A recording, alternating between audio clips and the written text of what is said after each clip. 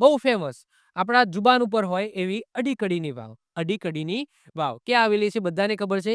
જુનાગઢની અંદર જે ઉપરકોટનો કિલ્લો છે, આ ઉપરકોટના કિલ્લાની અંદર અડીકડીની વાવ અને નવઘણ કૂવો પણ આવેલો છે. નવઘણ કૂવો પણ સાથે સાથે આપણે બોલતા આવીએ છીએ. તો નવઘણ કૂવો અને અડીકડીની વાવ ક્યાં આવેલી છે?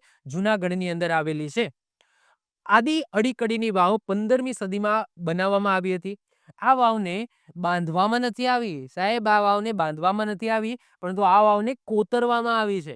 તો આ પથ્થર છે, આ પથ્થરને કોતરીને આ વાવ બનાવવામાં આવી છે.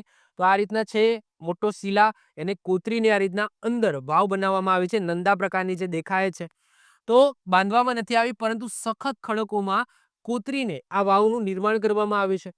આની અંદર તમને વધારે શિલ્પ તમને કઈ જોવા નહીં મળે, કારણ કે પથ્થરો છે, પથ્થરોને કોતરીને સિમ્પલ ઓકે અને વાવનું નિર્માણ કરવામાં આવ્યું છે. એક જ પ્રવેશ દ્વાર છે, બહુ સાંકડો પ્રવેશ દ્વાર છે. તો નંદા પ્રકારની વાવ છે. કુવા સુધી પહોંચવા સાંકડા ઓકે સાંકડા કોરિડોરમાં 166 પગથિયા છે. કુવાની ઉપર પાતળા ખડકોના પડમાં એક નાની બારી કોતરેલી છે અને ખડકોનું જે તળિયું છે એ ભૂસાઈ ગયેલ દિવાલોનું દેખાય છે. આ કૂવો 123 ફૂટ ઊંડો છે. આ જે કૂવો છે એ તમે ઉતરી ગયા એના પછી અહીંયા કૂવો આવશે. તો એ જે કૂવો છે ને આ કૂવો 123 ફૂટ ઊંડો છે અને અન્ય વાવની જેમ કોઈ પણ સુશોભન આની અંદર નહીં જોવા મળે. સિમ્પલ થાંભલા વાંભલા આની અંદર કંઈ નહીં જોવા મળે. પથ્થર છે, આ પથ્થરને કોતરીને આમ ઊંડું કરીને પછી નીચે આ રીતના શું બનાવવામાં આવે છે? અહીંયા કૂવો બનાવવામાં આવે છે અને આ કૂવાની ઇમેજ છે.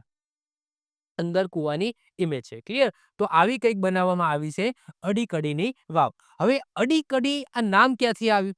ક્વેશ્ચન થાય ને.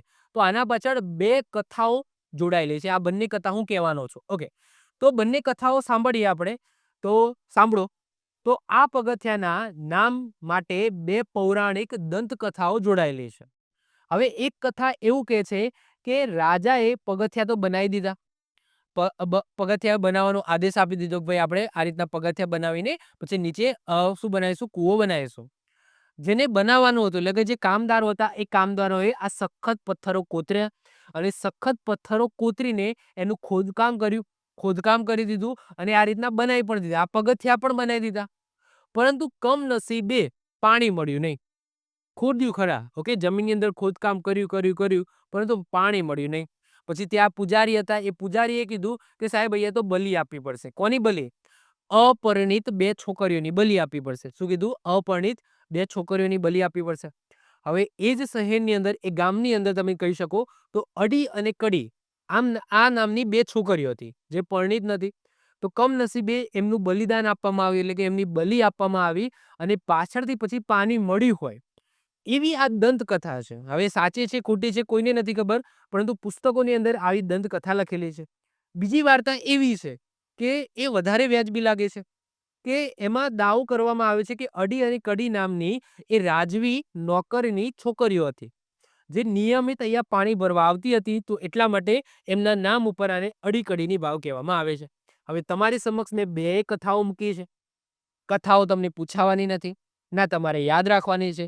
જસ્ટ હું બોલ્યો 2 મિનિટ એ તમે ભૂલી જાઓ. ઓકે, આ જસ્ટ કથા છે, આને યાદ રાખતા નહીં. ક્લિયર? ચલો વધીએ આગળ. આવી જ રીતના ઓછા સમયની અંદર મહત્વપૂર્ણ નોલેજ મેળવવા માટે અને મને સપોર્ટ કરવા માટે આજે જ આપણી યુટ્યુબ ચેનલ ટીચિંગ કિશન ક્લિપને સબસ્ક્રાઇબ કરો.